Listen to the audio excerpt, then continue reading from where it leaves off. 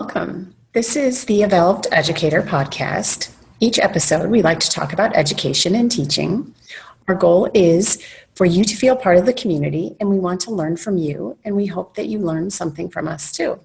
So welcome, and today we are going to be talking about what it means to be a 21st century teacher.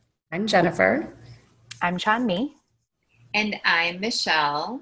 Jennifer, you said 21st century teacher, so I just want to be really clear here. That's different from being a teacher in the 21st century, right? Yes, exactly. And that's what we're going to try and dig into a little bit today. I was reading on a blog the other day that focused on the characteristics of a 21st century teacher, and the author mentioned that such a term never existed before, which I thought was really interesting. So if you were to search 20th or 19th century teacher, you'd come up with close to nothing. And what's also interesting is that although we're going to soon have a new generation of teachers entering the profession that were born in the 21st century, they were taught by 20th century teachers in a 20th century school setting. Mm-hmm. So the system is still contending with some elements of 20th century practices. Which brings us to our segment. Let's get back to the future. The research tells us that teachers are one of the most influential factors in improving student learning. So when we think of 21st century classrooms, we really mean the characteristics of 21st century teachers.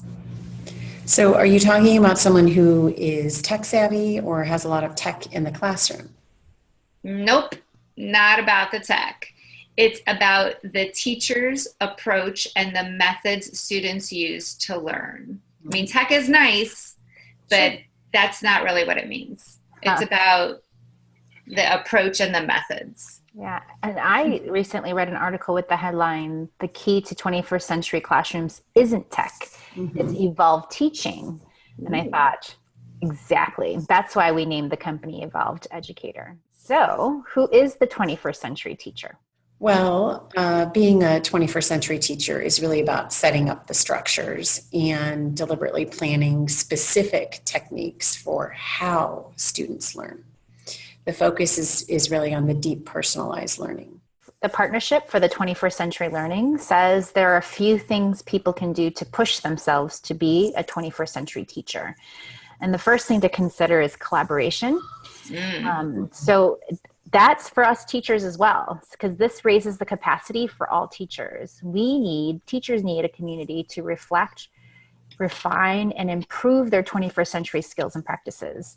And we provide that through our Evolved Educator network. You know what? I remember in a different podcast that we had this whole conversation about why accountable talk is important for students.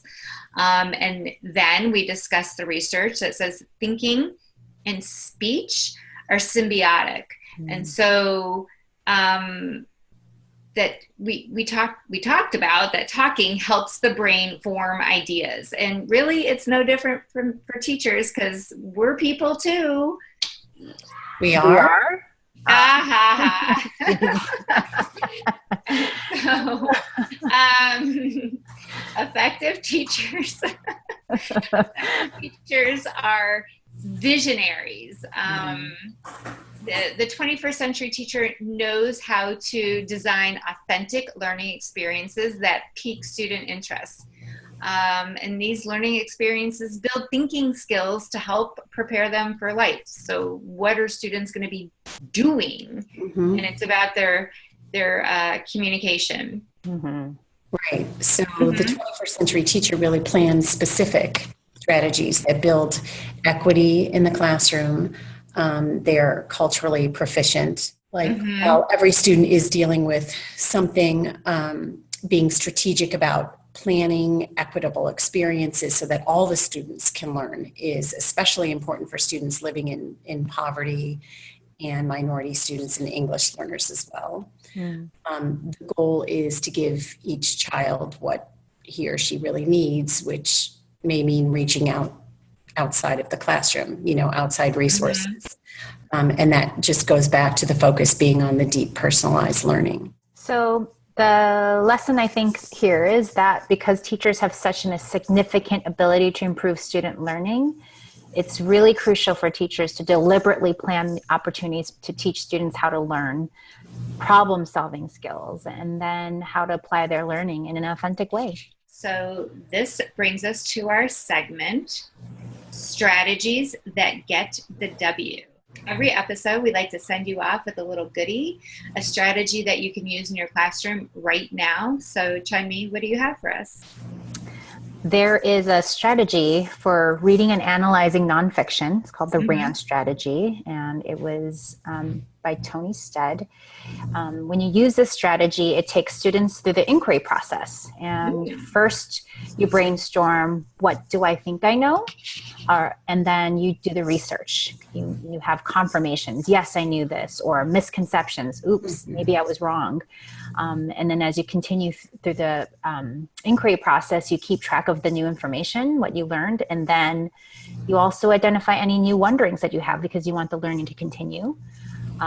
It's a living document, a living KWL, but a more deeper process of it, and it's a safe space for kids to learn about their misconceptions and to record them and to talk about them. And it's an authentic way to search multiple texts and sources for answers. And what's also great is that it's driven by the students, their inquiry, and it guides their own learning. That's great. So the RAN strategy by Tony Steed. Is that what you said? Steed? I think it's Stead, but it could be Steed. I don't know. Tony Steed. Where did you find that out? Sorry, Tony. Okay. All right. That's all we have for today. Thank you.